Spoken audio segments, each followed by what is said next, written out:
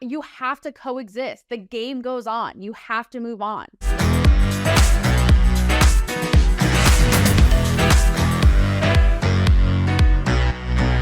How do we actually deal with this? And I've been thinking a lot about this lately because, like I said, even I on this show have preached the like, gotta come together team USA, like, you know, Putin and Kim Jong-un and all these fuckers are literally jerking off to this. This is what they want. But I'm kind of, lost the optimism at this point for that actually to happen. So how do we deal with this reality?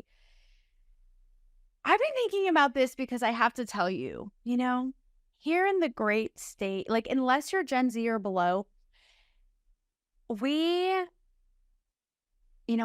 hate to lose. We hate to lose in the great country of America.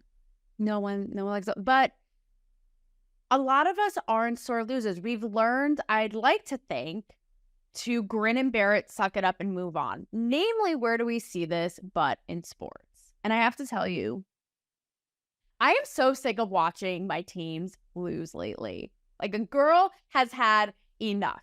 First, I watched the Yankees choke. Like the dog in Christmas Vacation under the dinner table in the World Series, losing to their rival, the Dodgers, on their home fucking field.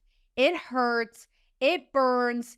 It's all of the things. And there's nothing worse than watching the other team take the championship on your own field, like humiliation station. And I watched it to my despair in the comfort of my home. And I was watching all of the fans there in the Bronx at Yankee Stadium, thinking, like, I'm watching them and they're on the edge of their seats and they're so anxious and white knuckling it. And I'm watching them thinking, this is just a portion. Like, imagine the thousands of fans relying on this and depending on this, that the players feel a pressure to live up to and not disappoint. But I don't know how much that pressure is on because I don't want to talk about it. I know what and you would think it was like little league practice, guys, basic mistakes. But nonetheless, it happened.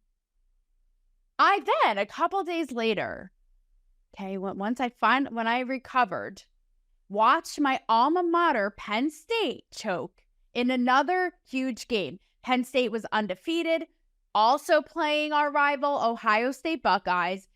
Wait for this. At Penn State in the whiteout game.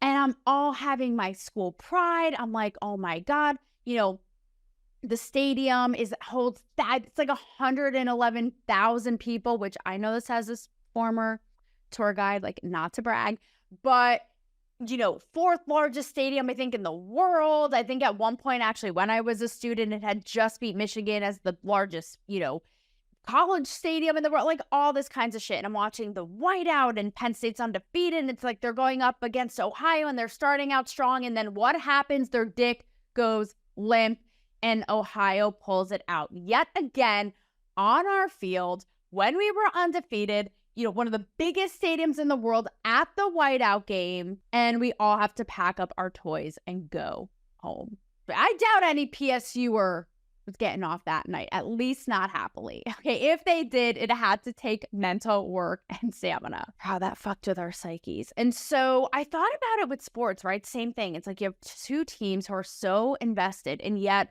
what happens? But you have to coexist. The game goes on. You have to move on.